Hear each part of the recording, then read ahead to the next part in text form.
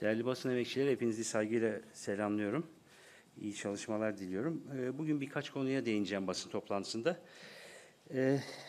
Tabii ki pandemiden ve ekonomiden başlamak istiyorum. Şimdi pandemide durum hepinizin izlediği gibi iyi bir gelişme ortada yok. Kırmızı illerin sayısı artıyor. Salgında artış sürüyor. Aşı da yok, aşı da kalmadı. Yani bir salgın yönetimindeki olabilecek başarısızlıklar nedir diye bir soru sorsanız konuyu bilene bunları sıralardı. Bunların hepsini bu iktidar gerçekleştirmiş vaziyette. Yani o nedenle bravo demek gerekiyor. Şimdi bütün bu durum yaşanırken, yani kırmızı iller sayısı artarken, salgında bir azalma yokken ve aşı bulunamazken, kısa çalışma ödeneğinin 31 Mart 2021'de sona ereceğini Cumhurbaşkanı açıkladı. Buna gelen tepkiler oldu. Özellikle Türkiye Esnaf ve Sanatkarlar Derneği'nin kuruluşundan tepkiler geldi. Buna rağmen konuda inat ediliyor. Bakın, bu son derece vahim bir durum. Son derece vahim bir durum. Neden? Şimdi diyor ya bu iktidar, Türkiye'yi dünyanın 10 büyük ekonomisi arasına dahil edeceğiz diye.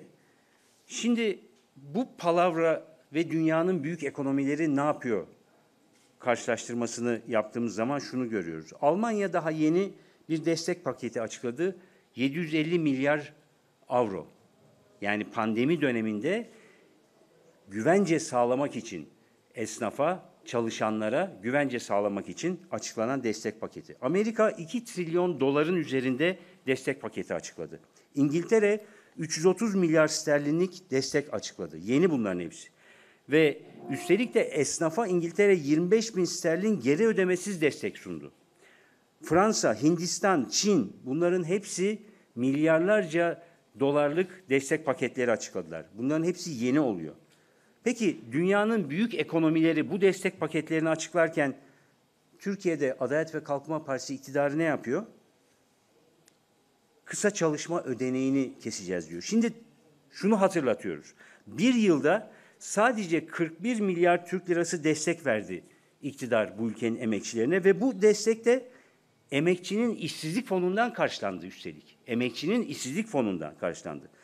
Şimdi kısa çalışma ödeneğinin 31 Mart itibariyle sonlandırılması demek, Nisan ayı itibariyle büyük bir işsizlik dalgasının ortaya çıkması demek. Çok açık ve nettir bu sonuç. Çünkü baktığımızda bugün esnaf zaten %25-30 kapasiteyle çalışıyor. Durum bu.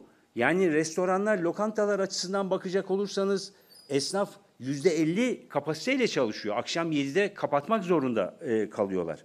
Şimdi esnafın kendisine gelmeden, büyük sıkıntılar çekmiş olan esnafın kendisine gelmeden bu kısa çalışma ödeneğinin sonlandırılması demek, Nisan ayı itibariyle büyük iş kayıplarının yaşanması demektir. Milyonlarca insan işsiz kalacak demektir. Bunu Türkiye Esnaf ve Sanatkarlar Konfederasyonu da açıklıyor. Yani onlar da aynı şeyden rahatsız olduklarını söylüyorlar. Devrimci İşçi Sendikaları Konfederasyonu açıklıyor. Kesinlikle kısa çalışma ödeneğini kesilmemesi gerekir diyor. Net olarak bunu vurguluyorlar. Özellikle bu alandaki örgütlenmeler. Ama iktidar bunların hiçbirini duymuyor ve bu kısa çalışma ödeneğini kesme konusunda kararlılığını sürdürüyor. Şimdi tekrar uyarıyoruz. 3 milyonu aşkın esnaf, emekçi bu kısa çalışma ödeneğinden faydalanıyor. Aileleriyle beraber 11-12 milyon insanı etkilemektedir bu durum. Siz kısa çalışma ödeneğini pandemi koşulları sürerken, üstelik kırmızı illerin sayısı artarken, aşı bulunamazken kısa çalışma ödeneğine son vermeniz demek bu insanlara büyük bir zarar vermek demektir. Bir kez daha iktidarı uyarıyoruz ve bu kısa çalışma ödeneğinin sonlandırılmasını 31 Mart'ta kesinlikle yapmayın diyoruz. Kesinlikle yapmayın. Pandemi koşulları devam ettiği sürece kısa çalışma ödeneği devam etmelidir. Üstelik de en az asgari ücret kadar olmalıdır diyoruz. Bunu özellikle vurgulamak istiyoruz. İkinci değinmek istediğim konu son günlerin flash konularından biri. Dış politika. Şimdi bakın, dış politikada Türkiye son 6-7 yıl içinde diplomasiyi bir kenara bırakarak askeri güç gösterisiyle dış politikayı sürdürebileceği düşüncesine kaptırdı kendini ve bu şekilde bir alan koruması sağlayabileceğini zannetti. Bunun böyle olmadığı göründü. Peki bunu biz söylemedik mi? Biz bunu söyledik. Dış politikada Halkların Demokratik Partisi olarak özellikle bunları vurguladık. Dedi ki Mısır'la diplomasiyi kesmeyin. İktidar ne yaptı? Kesti. Doğu Akdeniz ve Ege'de savaş oyunları yapmayın. Sonuç alamazsınız. Komşularımızla oturup müzakere ederek, konuşarak, diplomasi yoluyla sonuç almamız gerekiyor. Doğu Akdeniz ve Ege'deki haklarımızı bu şekilde korumamız gerekiyor dedik. İktidar dinlemedi. Savaş oyunları ve askeri oyunlar yaptı. Tutmadı. Orta Doğu'da, Suriye ve Irak'ta savaşın tarafı değil, barışın tarafı olun dedik. Barışı sağlamak için bu iktidar bütün imkanları kullansın dedik. Yaptı mı iktidar? Hayır.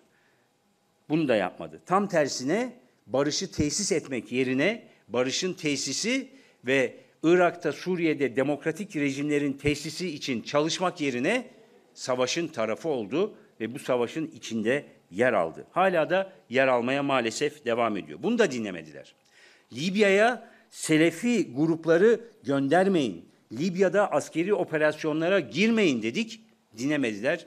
Libya'daki bugün sonuç ortada. Şimdi bunları niye söylüyoruz? Son 6-7 yılda dış politikadaki bu büyük yanlışları biz hep ifade ettik, yapmayın dedik, bizi dinlemediler ama şimdi gelinen noktada 6-7 yıl sonra diplomasi kapılarını açmaya çalışıyorlar. Görüşelim, müzakere edelim, konuşalım, diyalogla sorunlarımızı çözelim, diplomasiyi ön plana çıkartalım. 6-7 yıl evvel aklınız neredeydi? Biz bunları söylerken aklınız neredeydi? Sayın Çavuşoğlu, yıllardan beri Dışişleri Bakanısınız.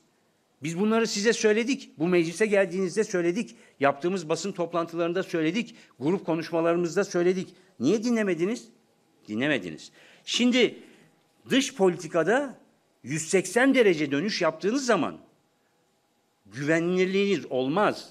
Dünyada güvenilir bir iktidar çerçevesi oluşturamazsınız. Bugün karşı karşıya kalınmış olan budur. Ve Adalet ve Kalkınma Partisi iktidarı bu yanlış dış politika yüzünden Türkiye'nin tamamını sıkıntıya soktu. Türkiye'de yaşayan halkların, Türkiye toplumunun tamamını sıkıntıya soktu.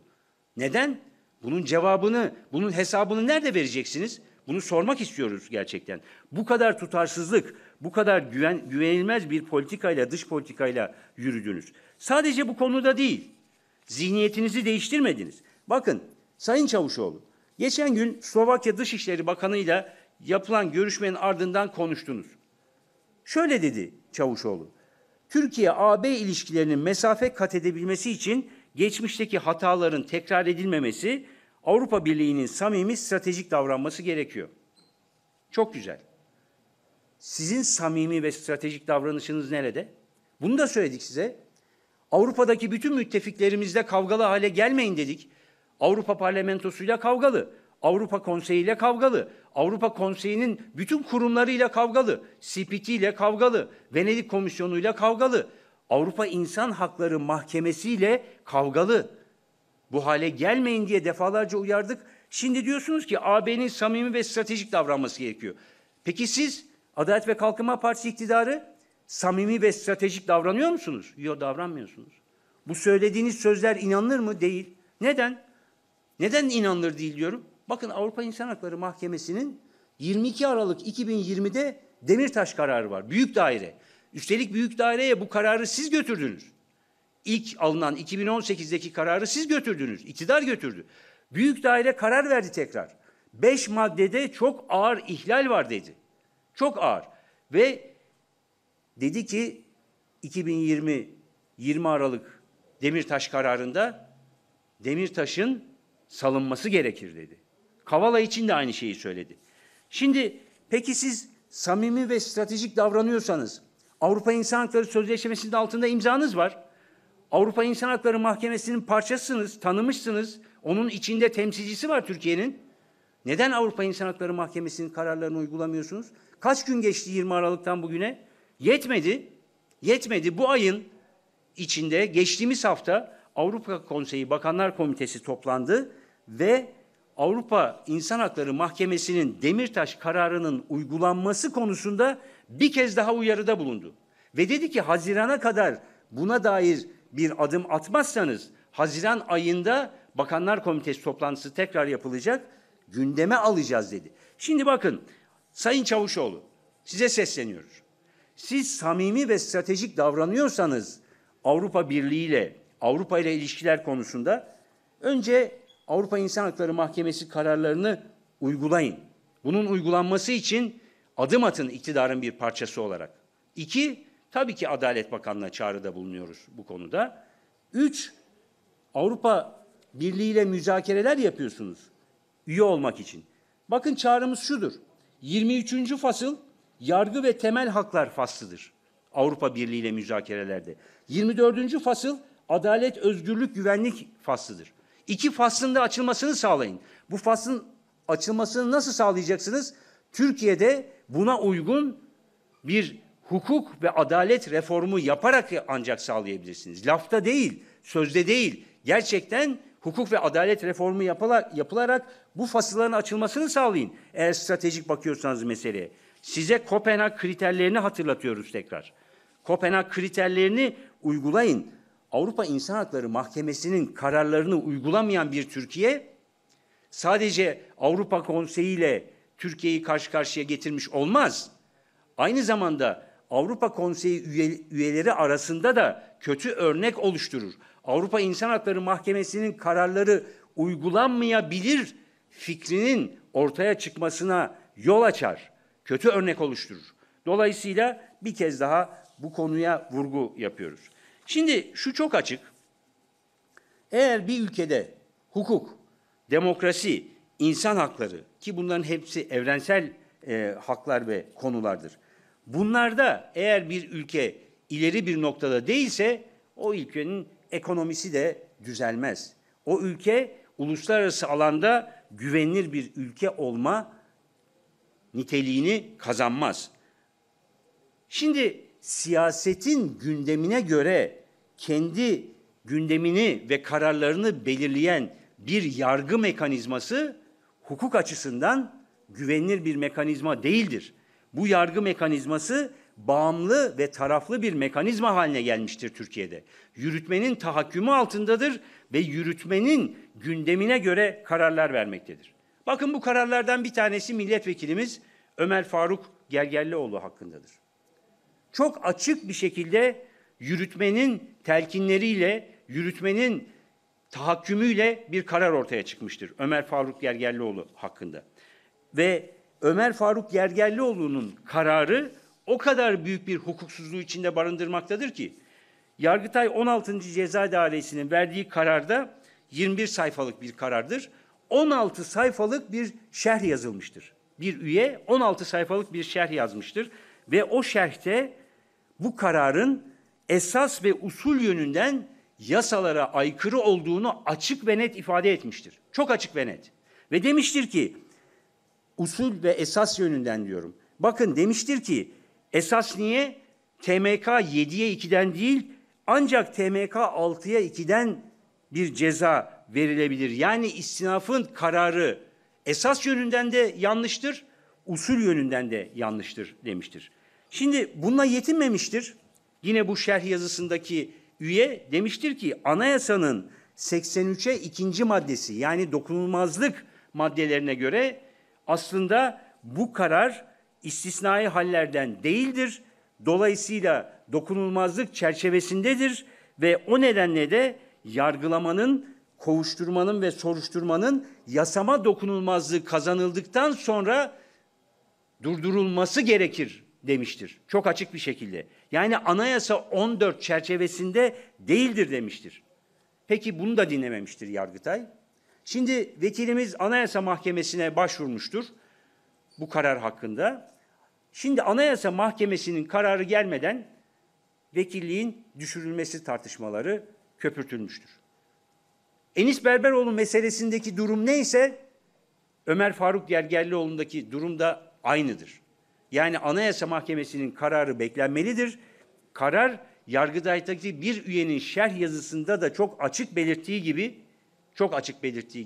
usulden ve esastan sakattır. Mutlaka bozulacaktır Anayasa Mahkemesi tarafından da. Ama ona rağmen bu tartışma köpürtülmektedir. Bu bize neyi gösteriyor? Türkiye'de insan hakları ihlallerinin devam edeceğine ve uluslararası alanda verilen sözlerin ve insan hakları eylem planının ciddi olmadığına dair göstergedir. Diyeceksiniz neden? Çünkü bakın Ömer Faruk Gergerlioğlu vekilimiz nasıl bir çalışma yapmıştır mecliste? Seçildiği 2018'den, Haziran'dan bugüne kadar 2900'ün üzerinde soru önergesi vermiştir. 26 tane kanun teklifi vermiştir. 405 tane araştırma önergesi vermiştir. 110 tane basın toplantısı yapmıştır. 120 tane genel kurul konuşması yapmıştır. Belki hatta son günlerde artmış bile olabilir bu sayılar. Peki bu yaptıkları çalışmanın esas konu başlıkları nedir Ömer Faruk Gergerlioğlu'nun? Bakın çıplak arama, cezaevlerinde işkence, cezaevlerindeki çocuklar, yoksulluk, kanun hükmünde kararname hukuksuz ihraçları, hukuksuz yargılamalar, Uygur Türkleri, hasta tutuklular, askeri okul öğrencileri, kadın cinayetleri, faili meçhuller, ana dil hakkı.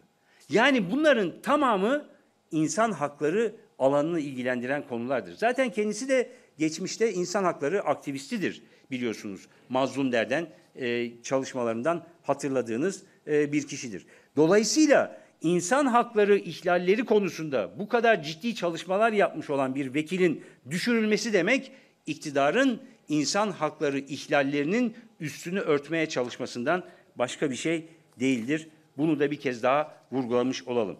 Ama hak, hukuk, adalet gibi konuları konuşmaya başladığımız zaman o kadar çok örnek var ki, bakın ben size bir fotoğraf göstereceğim. Bu fotoğraf Urfa'dan. Şen Yaşarlar ailesi, bu fotoğraf.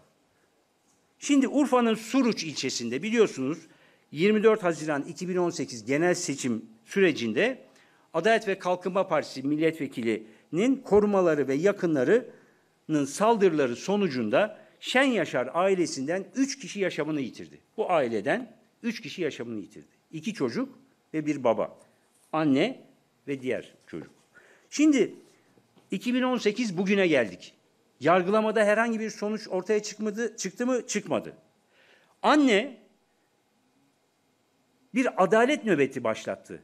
Urfa Adalet Sarayı'nın orada. Adalet nöbeti başlatıyor. Tek başına. Tek başına bir adalet nöbeti başlattı. Peki bu 9. gününde ne oldu? Ne istiyor anne? Savcıyla görüşmek istiyor. Urfa'daki Cumhuriyet Başsavcısıyla görüşmek istiyor. Savcı görüşmeyi kabul etmiyor. Ya mağdur ailesinden 3 kişi kaybetmiş. Ailesinden hala cezaevinde olan çocukları var. Haksız yere tutuklanıyorlar. Savcıyla görüşmek istiyor. Bu anneyi kabul etmiyor savcı. Yetmiyor. Savcı annenin Adalet Sarayı'nın merdivenlerinde oturmasını da yasaklıyor. Adalet Sarayı'nın dışına çıkartın diyor. Bakın dışına çıkartılmış vaziyette. Gözaltına alıyor polis zoruyla ve sonra dışarı çıkartıyorlar. Bu hukuk mu? Bu hak mı? Bu adalet mi? Bu nedir biliyor musunuz? Açıkça vicdansızlıktır, vicdansızlık. Başka hiçbir şey değildir. Bir aileden 3 kişi yaşamını kaybetmiş, bunun hesabının sorulması için başsavcıyla görüşmek isteyen anneyle görüşmeyen başsavcı onu Adalet Sarayı'nın kapısının dışına atıyor. İşte Türkiye'de hukuk dediğimiz zaman bu yaşanıyor. Bu bir tane örnek. O kadar çok örnek var ki. Bakın burada daha evvel de söyledim. Söylemeye devam edeceğim. Hukuki ve insani bir talep var. Bunun için açlık grevi yapıyor cezaevlerinde binlerce insan. 100 günü geçti. Nedir hukuki ve insani talep? Bir, cezaevlerindeki kötü muameleye son verilsin istiyorlar. 2, İmralı'da hükümlü bulunanların hukuki ve insani hakları kullanılabilir olsun diyorlar. Ya 7 Ağustos 2019'dan beri neredeyse 1,5 yıl olmuş. Abdullah Öcalan'la yüz yüze görüşme yapılmış. 7 Ağustos 2019'da en son. 27 Nisan 2020'den neredeyse bir yıl olmuş, bir tek telefon görüşmesi yapılmış. Bayram nedeniyle. Böyle bir hukuk var mı? Böyle bir insani tutum var mı? Hukuki ve insani bir taleptir. Abdullah Öcalan ve diğer hükümlülerle İmralı'da kalmakta olan diğer hükümlerin hakları yerine getirilsin diye insanlar mücadele ediyorlar. Bundan daha doğal, bundan daha doğru bir talep olabilir mi? CPT raporları ortada. Avrupa Konseyi'nin bir kurumudur CPT. Türkiye tanıyor, hükümetle işbirliği yaparak o raporlar hazırlanıyor. CPT raporlarında diyor, bu uygun değildir tecrit sürmekte olan tecrit diyor. CPT raporlarına dayanarak Avrupa Parlamentosu ve Avrupa Konseyi'nde kararlar alınıyor, açıklamalar yapılıyor. Nedir? Bu tecrit kalksın diye. Ya 1,5 yıldır yüz yüze görüşme yapılmamış, 1 yıldır telefon görüşmesi yapılmamış. Tekrar Adalet Bakanlığı'na çağrıda bulunuyoruz. İktidara çağrıda bulunuyoruz. Bu hukuksuzluğa son verin. Ya avukatların görüşmesini sağlayın, ya ailenin görüşmesini sağlayın, ya telefonla görüşme yapılmasını sağlayın. Bu tecrite son verin. Bunların mutlaka gerçekleşmesi için adım atılması lazım. Bu hukuksuzluğun sona ermesi lazım. Bunu da bir kez daha söylemiş olalım. Benim bugün değinmek istediğim konular bunlardı. Herhangi bir sorunuz varsa cevaplamaya çalışayım, yoksa basın toplantısını bitirelim. Buyurun.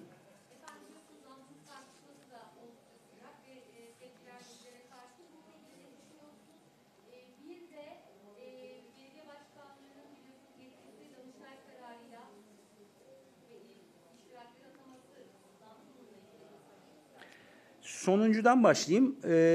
Belediye başkanlarıyla ilgili bu adımların atılacağına dair çok önceden biz uyarılarda bulunmuştuk. Hatırlatıyorum bunu. Ne zaman uyarmaya başladık? Ne zaman ki bizim belediyelerimize kayyımlar atanmaya başladı. Biliyorsunuz 4-5 belediyemiz kaldı. Geri kalanların hepsine kayyım atandı. Ne zaman kayyımlar atanmaya başlandı, dedik ki bugün HDP belediyelerine kayyımlar atanıyor. Yarın iktidar kendi kontrolünü kaybettiği belediyelerin çalışmalarını zorlaştırmak için hem belediye meclislerinde adım atacaktır, hem de onun dışında hukuki adımlar atacaktır. Kayyım atamasa bile, ki onu da yaptı çeşitli belediyelerde batıda, kayyım atamasa bile özellikle kaybettiği büyükşehir belediyelerinin çalışmalarını zorlaştırmak, engellemek için elinden gelen bütün hukuki adımları atacaktır dedik ve nitekim attı. Yani eğer kayyım atanmasına ses çıkarmazsanız, ülkenin bir köşesinde, ülkenin bir coğrafyasında gerçekleşen hukuksuzlukları, seçim adaletini, seçim hukukunun çiğnenmesine ilişkin bir adım atmazsanız, itiraz etmezseniz, buna suskun kalırsanız bu hukuksuzluk döner gelir, ülkenin bütününü kapsar dedik ve bu oldu. Dolayısıyla sürpriz değil, bunun karşısında büyük bir hukuk, demokrasi mücadelesi vermek lazım. Yerel yönetimlerin demokratikleştirilmesi, yerel demokrasinin sağlanması, yerinden ve yerel yönetimlerin güçlendirilmesi en önemli adımdır. Bu konuda atılması gereken. Muhalefete de, iktidara da bu konudaki çağrımızı yapıyoruz. Diğer konu, şimdi bakın, ülkenin gündemi işsizlik, yoksulluk, yolsuzluk, intiharlar, esnafın, işçinin, emekçinin, emeklinin ekonomik durumu. Onun için muhalefete de tavsiyemiz, Türkiye'nin gerçek gündemleriyle uğraşsınlar. Suni gündemler yaratarak işi olmayan, aşı olmayan milyonlarca, 10 milyonu aşmış işsiz sayısı, esnafın sorunlarını konuştuk. Milyonlarca insanın gerçek sorunlarıyla uğraşsınlar. Bu konuda söylemek istediğimiz budur. Gerçek olmayan ve şu anda toplumun gündeminde olmayan konular üzerinden muhalefet yapmak muhalefete bir şey kazandırmaz diye düşünüyoruz. Siz bir soru soracaktınız galiba. Buyurun.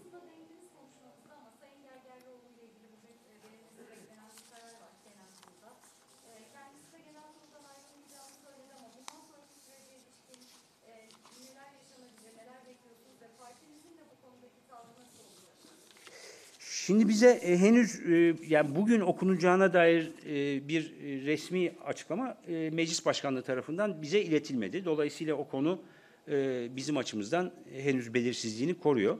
Tabii bu kadar geç iletiliyor olmasını da doğru bulmuyoruz ama iletilmedi henüz bir şey, bilemiyoruz. Diğer konu yani vekilimizin kendi takdiridir. Sonuçta halkın seçtiği bir vekildir. On binlerce oy almıştır. Kocaeli'nden seçilmiştir ve gerçekten Türkiye'deki insan hakları ihlalleri konusunda çok ciddi bir çalışma sürdürmüştür. Bu açıdan yani vekilliği eğer düşürülürse neler yapacağına dair karar esas itibariyle vekilimizin kararıdır. Elbette ki partimiz onun vereceği kararın arkasında duracaktır. Bu konuda herhangi bir şüphemiz yoktur. Dayanışmamız, desteğimiz tam olacaktır. Ama dediğim gibi şu ana kadar bize iletilmiş resmi bir şey yok.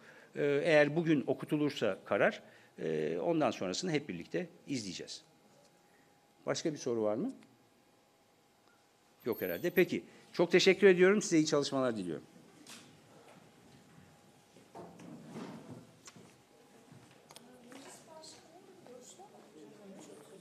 Kim?